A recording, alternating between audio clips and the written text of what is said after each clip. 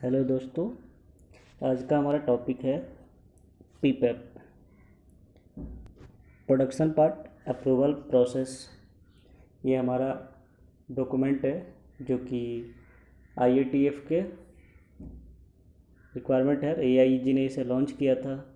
इसे हम जब भी कोई पार्ट नया अपने यहाँ बनाते हैं तो हम ये डॉक्यूमेंट हम कस्टमर को सबमिट करते हैं।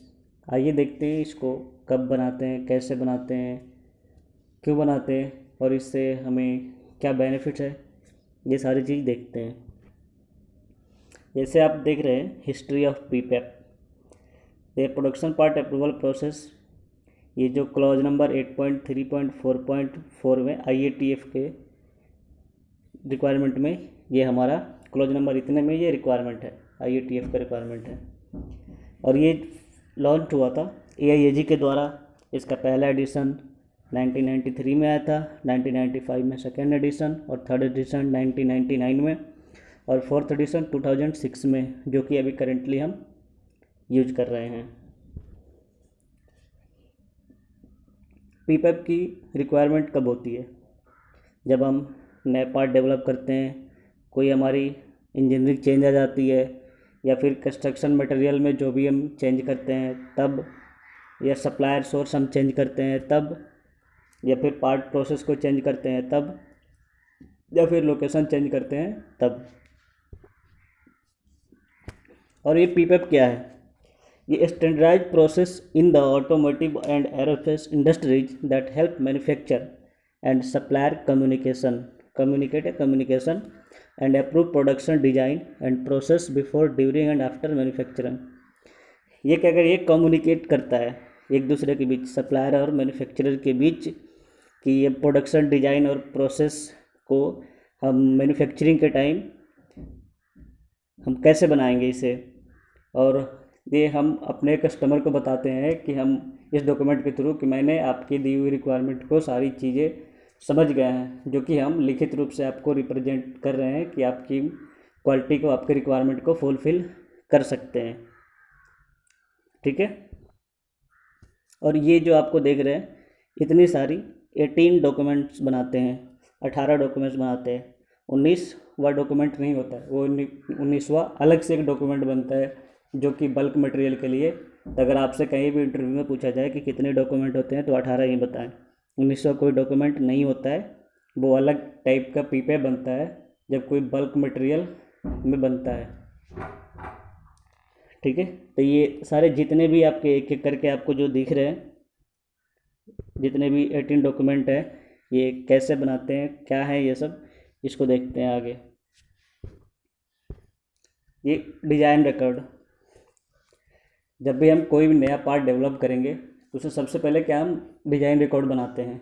डिज़ाइन रिकॉर्ड में उसकी ड्राइंग तैयार करते हैं, बिल ऑफ मटेरियल तैयार करते हैं, प्रोसेस शीट वगैरह तैयार करते हैं, या फिर हम कस्टमर को कैड ड्राइंग देते हैं, ड्राइंग दिखाते हैं, उसे अप्रूव करवाते हैं। ये सारे डिज़ाइन रिकॉर्ड में आ जाते हैं।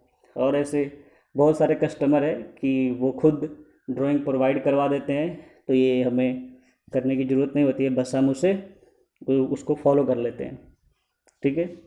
और दूसरा होता है यानी ऑथराइज्ड चेंज डॉक्यूमेंट्स, यानी कि हमने प्रोडक्ट में कोई चेंज किया हमने, और वो रिकॉर्ड में अभी तक हमने इनिशिएट नहीं किया है, तो वो हम चेंज डॉक्यूमेंट इसके लिए तैयार करते हैं।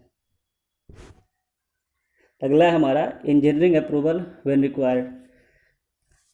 अगर कस्टमर हमें कहता है कि कोई चीज़, कोई चेंजेज हम करना है, या फिर कोई चेंजेज को कहता है और हम उसे पार्ट में डेवलप करते हैं, उसको चेंज करते हैं, तो इसकी एविडेंस हम कस्टमर से लेके रखेंगे अपने पास एविडेंस के तौर पे कि हमने आपके कहने पे ये चेंज करा है। ठीक है। ये इंजीनियरिंग अप्रूवल होता है, इसकी डॉक्यूमेंट अपने पास होनी चाहिए, कोई भी एविडेंस होना चाहिए जब कस्टमर कहता है कोई चेंजेस के बारे में। तो अब फोर्थ है DFMU, design failure mode and effect analysis. अगर हम डिजाइनिंग कर रहे हैं खुद अपने इन हाउस, अपने कंपनी में, अपने ऑर्गेनाइजेशन में, अगर हम डिजाइनिंग कर रहे हैं, हम अपनी ड्राइंग्स वगैरह एवरीथिंग हम यही बना रहे हैं, तो हमें ये सब, ये डीएफएमयू हमें करना पड़ेगा। डीएफएमयू में क्या फेलियर आ सकते हैं, क्या क्या, जैसे कि हम प्रोसेस एफएमयू करते हैं उसी हिसाब से इसके भी डिज़ाइन के फेलियर मोड हमें दिखाने पड़ेंगे। ठीक है, DFMA पर हमारा लेक्चर बहुत जल्दी आने वाला है, इसलिए आप चैनल को सब्सक्राइब कर लेंगे। DFMA पे PFMA पे हमारा ऑलरेडी बना हुआ है, ये डिस्क्रिप्शन में लिंक मिल जाएंगे, आप उसे देख लेना। और प्रोसेस फ्लो डायग्राम आप सब लोग जानते हैं कि किसी भी कंपनी में बगैर प्रोसेस फ्लो डायग्राम के कुछ बन ही नहीं सकते। सबसे पहला काम हमारा प्रोसेस फ्लो डायग्राम ही होता है बनाना। तो वही दिया हुआ आपका, the supplier shall have process flow diagram the clearly define the process sequence. हम अपने कंपनी में जितने भी प्रोसेस कर रहे हैं, जैसे पार्टिंग कर रहे हैं, चम्फरिंग कर रहे हैं, फिर ऐसा अगर असेंबल पार्ट बना रहे हैं तो फिर असेंबली करेंगे, पहले सब असेंबली करेंगे, फिर असेंबली करेंगे, फिर फाइनल करेंगे, इंस्पेक्शन, फाइनल इंस्पेक्शन करेंगे, फिर डिस्पैच करेंगे। ये सारे PFD में प्रोसेस सीक्वेंस से दिखाया होना चाहिए कि जितने भी प्रोसेस हम कर रहे हैं ये सारी चीज़ को एकदम सीक्वेंस से दिखाना होता है। अब हमारा छठा है process failure mode and effect analysis. ये बहुत ही लंबी टॉपिक है और इसका जैसे कि आप देख रहे हैं complete DFMA video available, link provided in description box. हमने लिंक इसकी डिस्क्रिप्शन बॉक्स में दे दी है, आप वहाँ से देखें। ये PFMA क्या होता है, प्रोसेस फेलियर, जो हमें पार्ट को बनाने में जितने भी फेलियर आ सकते हैं, जितने भी रिस्क हो सकते हैं, जितने भी, इस सब की हमें स्टडी करते हैं। इस सब की अलग से PFMA की बनती है, जो आप लोग वीडियो देख के अच्छे से कंसल्ट कर लेंगे कि जितने भी हमारे यहाँ फेलियर के चांसेस हो सकते हैं उन सब की एनालाइज करते हैं। उसमें ये रिकॉर्ड बना के हमें देना होता है कि हमारे यहाँ क्या क्या फेलियर रिस्क है, क्या क्या फेलियर मोड आ सकते हैं, कैसे आ सकते हैं, उसको एनालाइज कैसे करेंगे, ये सारी चीज़ PFMA में होता है। अब कंट्रोल प्लान, हमारे यहाँ जो भी पार्ट बन रहे हैं वो सब जितने भी कंट्रोल्स हैं, जितने भी प्रोसेस हैं, उसको हम डिफ़ाइन करते हैं कि कैसे कंट्रोल कर रहे हैं एवरीथिंग। जैसे कि हमारा रॉ मटेरियल आ रहा है तो हम कैसे उसे स्टोर कर रहे हैं, अगर हम पार्टिंग पे ले रहे हैं तो क्या क्या हम कंट्रोल कर रहे हैं वहाँ पे, ताकि हमें वेस्टेज ना हो, या फिर हम पार्टिंग के समय या फिर हल स्टेज पे हम कैसे कंट्रोल कर रहे हैं, पार्टिंग पे, चम्फरिंग पे, सब असेंबली पे हम कैसे वहाँ पे कंट्रोल कर रहे हैं। तो ये सारी चीज़ें हम इसमें कंट्रोल प्लान में डिफ़ाइन करेंगे। अब मेजरमेंट सिस्टम एनालिसिस, ये भी बहुत बड़ी टॉपिक है और इसकी भी अलग से वीडियो हम बहुत जल्द बनाने वाले हैं। आप चैनल को सब्सक्राइब कर लें, आपको जब भी हमारे पास बहुत जल्दी लंच होगा 2-4 दिनों में, तो आपको प्रोवाइड कर देंगे। इसमें में से क्या होता है, हम गेज R&R करते हैं, बायस लिनियरिटी की स्टडी करते हैं, प्रेशर वेरिएशन कितना है, पार्ट वेरिएशन कितना है, ये सारी चीज़ें हम इसमें स्टडी करते हैं। और इसके क्राइटेरिया होते हैं कितने पे ये एक्सेप्टेबल है, कितने पे नॉन एक्सेप्टेबल है। अगर गेज R&R हमारा लेस दैन 10% है तो एक्सेप्टेबल क्राइटेरिया में आता है। 10 से 30% के बीच में अगर हमारा गेज R&R आता है तो ये कस्टमर से कंफर्म करने के बाद एक्सेप्टेबल है, लेकिन इम्प्रूवमेंट की ज़रूरत होती है, जो कि हम बात करके कर लेते हैं। अगर 30% से ज़्यादा आ रही गेज R&R तब ये अनएक्सेप्टेबल है, और इस पर फिर से हम एक्शन टेक करेंगे, क्या क्या क्या एक्शन आ रहे हैं, फिर उसके हिसाब से हम दोबारा से उसे MSA स्टडी शेयर करेंगे। एक्शन प्लान दिखाएंगे कि हाँ, अगर पहले ये दिक्कत आ गई, गेज R&R पहले कंडीशन में 30% से एबव क्यों आ रही थी और अब क्यों आ रही। ठीक है, अब अगला हमारा है dimensional result. The supplier shall have shown the dimension verification record as per drawings design with every cavity. हमें इसका रिकॉर्ड दिखाना पड़ता है जब हम पार्ट बनाते हैं, तो एक एक डायमेंशन को चेक करते हैं, एक एक कैविटी को। अगर मोल्डिंग है, बहुत सारे कैविटीज होते हैं। अगर हमने कोई बुश पिन बनाया तो उसकी हर एक चीज़, उसकी सिलेंड्रिसिटी, लेंथ, वेंथ, चेम्फर, उसकी पैरेललिज्म, सिलेंड्रिसिटी, सर्कुलरिटी, कंसेंट्रिसिटी, एवरीथिंग जो जो कस्टमर ने मांग रखा है, इन सारे का रिकॉर्ड हम शो करते हैं as per drawings designs. Okay, अब मटेरियल परफॉर्मेंस टेस्ट रिजल्ट क्या है। Material test result, the supplier shall have perform test for all part and product when there chemical metrological are required in design record और show third party MDC. ऐसे मटेरियल का हम अगर हमारे पास कोई मटेरियल बना रहे, जैसे कोई हमारा मान लेते हैं ट्यूब काट के हमने कोई लूप बनाया, तो उसके क्या केमिकल कंपोजिशन है, क्या मेट्रोलॉजिकल कंपोजिशन है, ये सारी चीज़ें, इस सारी चीज़ की रिकॉर्ड हम शेयर करते हैं। या फिर हम अगर रॉ मटेरियल किसी और से ख़रीद रहे हैं, कोई और थर्ड पार्टी से, तो अपना लैब का जो रिपोर्ट होता है, मटेरियल टेस्ट रिपोर्ट होता है, वो देता है, वो हम कस्टमर को दिखाते हैं कि ये हमारा एमटीसी जो है, हमारा मटेरियल टेस्ट रिपोर्ट है, ये कंपोजिशन कंटेन करता है। ओके। और परफॉर्मेंस टेस्ट रिकॉर्ड, ये हमारा it will happen all products when performance और फंक्शनल रिक्वायरमेंट स्पेसिफाइड डिजाइन और रिकॉर्ड। अगर कोई परफॉर्मेंस क्राइटेरिया अगर दिया हुआ है, परफॉर्मेंस दिया हुआ है कि हमारे पार्ट के लिए परफॉर्मेंस होनी चाहिए, तो इसकी भी हम परफॉर्मेंस टेस्ट करते हैं, फिर इसके रिजल्ट को देखते हैं। अब इनिशियल प्रोसेस स्टडी, जिसे हम एसपीसी बोलते हैं, स्टैटिकल प्रोसेस कंट्रोल, इसमें हम अपने प्रोसेस को देखते हैं कि ये कितना वेरी कर रहा है। इसमें वेरी करने के कुछ रूल्स होते हैं कि हमारा अगर प्रोसेस कैपेबिलिटी इतना है तो ओके है, अगर इससे ज़्यादा आ रहा है तो हमें इम्प्रूवमेंट की ज़रूरत है, अगर उससे भी लेस है तो हम कस्टमर के रिक्वायरमेंट से फुलफ़िल नहीं हो पा रहे हैं, तो फिर दोबारा से हम एक्शन प्लान वगैरह करते हैं और फिर से इसकी स्टडी करते हैं। तो एसपीसी पे भी हमारे यहाँ बहुत जल्द लेक्चर आने वाली है, तो उससे आप वहाँ क्लियर हो जाएगा कि आपकी स्पेसिफिक प्रोसेस कंट्रोल होती क्या है। इसके क्राइटेरिया दिया हुआ है। स्पेशल इंडेक्स वैल्यू अगर ग्रेटर देन 1.67 है तो हमारा जो कस्टमर रिक्वायरमेंट है वो मीट कर रहा है, तो वो बढ़िया है, अच्छा है, हमारा प्रोसेस कैपेबल अच्छा है, और कस्टमर से हमें अप्रूवल लेने के बाद हम प्रोडक्शन शुरू कर सकते हैं। अगर हमारा इंडेक्स वैल्यू 1.33 और 1.67 की बीच में आ रही है तो प्रोसेस एक्सेप्टेबल है, बट हमें इम्प्रूवमेंट की ज़रूरत है। ठीक है। अगर हमारा इंडेक्स वैल्यू 1.33 से कम आ रही है तो हम एक्सेप्टेबल क्राइटेरिया से मीट नहीं कर रहे हैं, हमें एक्शन लेने की ज़रूरत है, हमारा प्रोसेस कैपेबल नहीं है।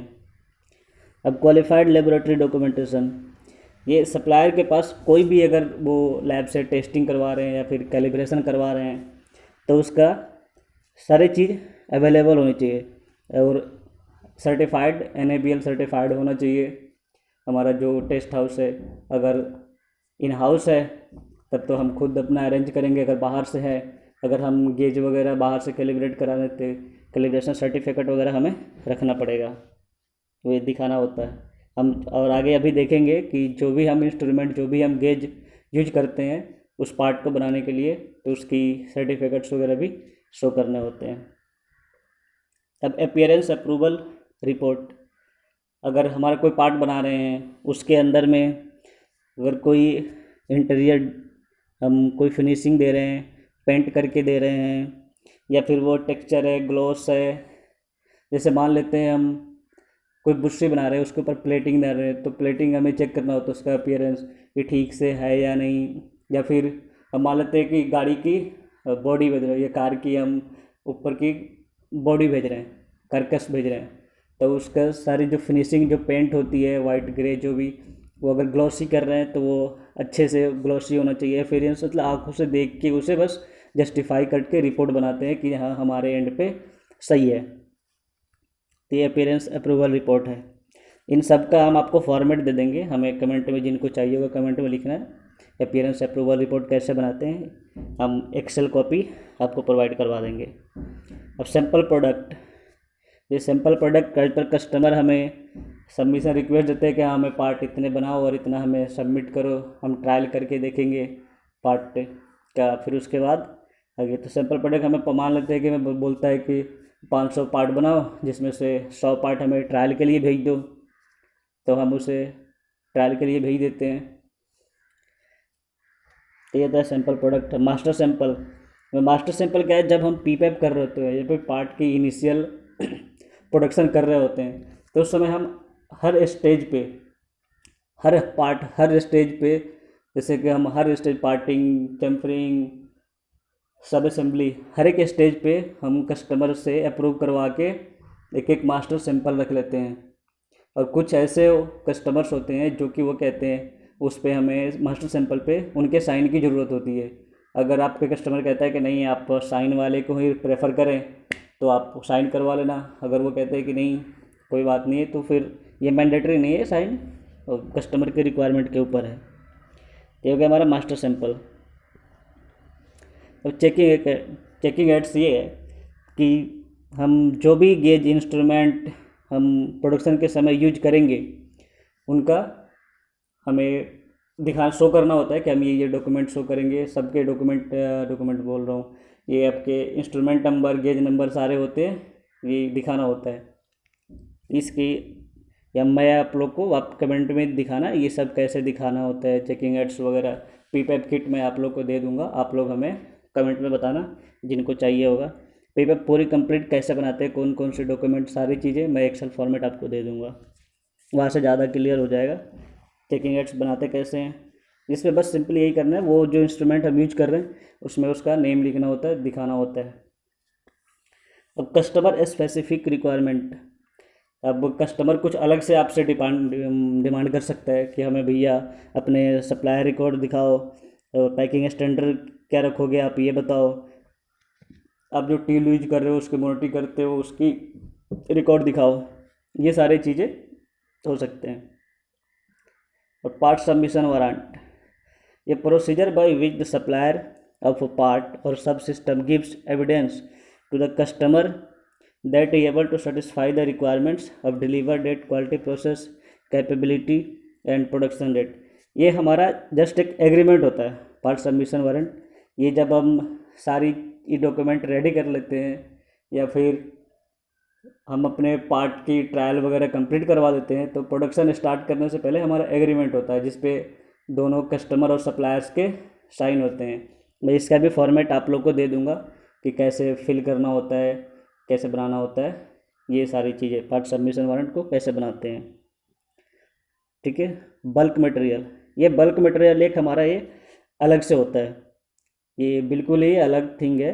ये जो हमारे बल्क मटेरियल होते हैं ग्रीज, लुब्रिकेशन, लुब्रिकेटिंग ऑयल वगैरह, इन सब को इनका चेकशीट बनता है अलग से। अगर ये सब मटेरियल है तो ये अलग से हमें चेकशीट दिखाना होता है।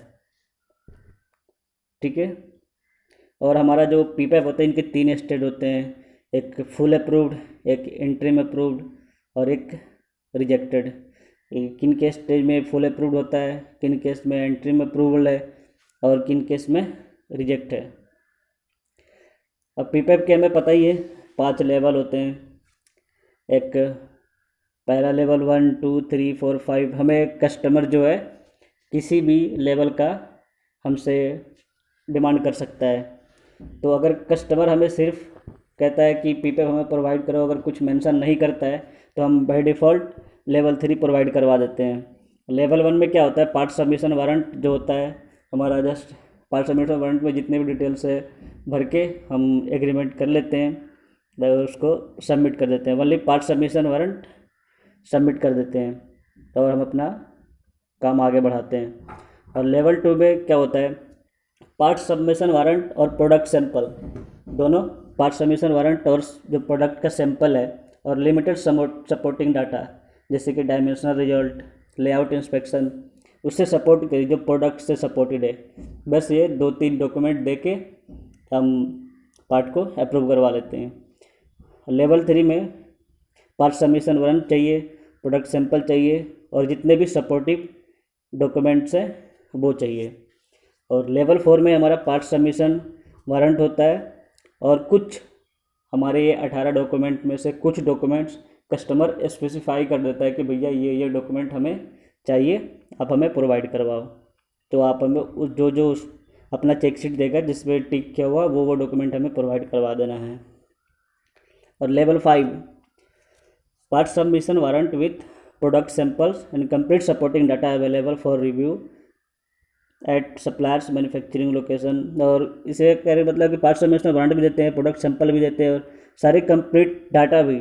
उसके बाद भी वो हमारे यहाँ आके ऑडिट करेगा, रिव्यू करेगा हर चीज़, लोकेशन, एवरीथिंग, जो चीज़ हमने हमने डॉक्यूमेंट वाइज दिखाया हुआ है, उसके एज पर डॉक्यूमेंट वो चेक भी करेंगे। ठीक है। और एक होता है हमारा, ये बता रहा हूँ आपको, थोड़ी सी होने दिक्कत हो रही है।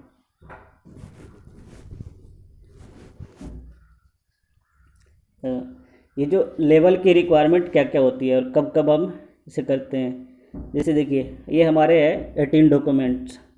18 डॉक्यूमेंट्स में ये जो हमारा पहले हम ये जो RRSS जो आपको दिख रहा है, इसका मैं मीनिंग बता दूं। RSSR का जो मीनिंग है वो दिखा दूं। एस मतलब यह है कि ऑर्गेनाइजेशन कस्टमर को सबमिट करेगा और रिटेन कॉपी अपने पास भी रखेगा। This the organisation shall submit to the customer and retain a copy of record of documentation item to appropriate location. हम जो भी पार्ट की जो भी डॉक्यूमेंट दे रहे हैं, जितने भी डॉक्यूमेंट दे रहे हैं पार्ट वाइज, सब हम अपने पास एक अच्छे जगह पे अच्छे लोकेशन से उसको स्टोर करके रख लेंगे अपने पास, ताकि हमें इन फ्यूचर कभी भी परेशानी नहीं देने में। तो ये जो जो डॉक्यूमेंट है, जैसे आप देख रहे हैं कि डिजाइन रिकॉर्ड लेवल 2 में एस है, लेवल 3 में एस है। तो इसका मतलब ये है कि हमें कस्टमर को सबमिट तो करना है, अपने पास भी संभाल के रखना है। ठीक है। और वही आर क्या कहता है, the organisation shall return at appropriate location and make available to the customer upon request. ठीक है। जितने भी RR लिखे हुए डॉक्यूमेंट के सामने, डिजाइन डॉक्यूमेंट लेवल 1 में RR मोस्टली R दिख रहा है, कि जितने भी आपके डॉक्यूमेंट है, design record, engineering change document, DFMEA PFMEA, जितने भी, ये सबको हमें बना के अपने पास रखना है, और जब कस्टमर बोलेगा तब दिखाएंगे, और हमें क्लियर हो जाएगा कि कौन से लेवल पे हमने पार्ट को अप्रूव करवाया है, उसके हिसाब से। अब स्टार क्या होता है, the organisation shall return at appropriate location and submit to the customer upon request. हम अपने पास बना के अच्छे से स्टोर करके रखते हैं सारे डॉक्यूमेंट के, जितने भी स्टार वाले डॉक्यूमेंट है, मैंडेटरी डॉक्यूमेंट है, सारे बना के अपने पास रखते हैं। जब वो कहता है तब हम सबमिट कर देते हैं। ठीक है। तो आप लोग अच्छे से यहाँ पे देख लेना कौन कौन से स्टार है, R है, S है। ठीक है। और एक चीज़ हम यहाँ पे बताना भूल गए, आप लोग को बताते हैं, एक सेकेंड।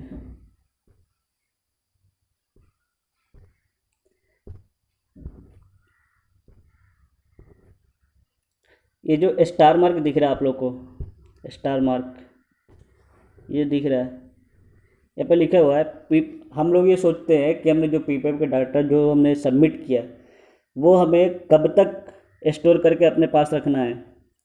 तो हमें लिखे हुआ है PPAP data shall be kept for the length of time that the part is active +1 calendar year. हमारा पार्ट जब तक हमारे कंपनी में चल रहा है, उसके 1 साल बाद तक हमें डाटा स्टोर करके रखना है। ये मैंडेटरी नहीं कि आप सॉफ्ट में रखें, हार्ड में रखें, आप जैसे रख सकते हैं वैसे रखें, जब तक पार्ट चल रहा है उसके 1 साल बाद तक। तो दोस्तों ये थी हमारी कंप्लीट PPAP, सारे डॉक्यूमेंट सारे स्टेज पे। अगर इसमें से आपकी कोई क्वेरी हो तो कमेंट में या फिर मेल कर देना। ठीक है। और उसके अलावा आपको कोई भी आपको डॉक्यूमेंट चाहिए, एक्सेल फॉर्मेट चाहिए, चेकिंग एड्स के, MSA के, SPC के, FMEA के, हालांकि अभी मेरे पास मैं वीडियो अभी SPC MSA पे बनाने वाला हूँ। FMEA का वीडियो में लिंक पे दिया हुआ है, वहाँ से देख के आप क्लियर हो लेना। ठीक है। बाकी फॉर्मेट सबके आपके मिल जाएंगे, जो भी चाहिए आप हमें बता देना एक बार।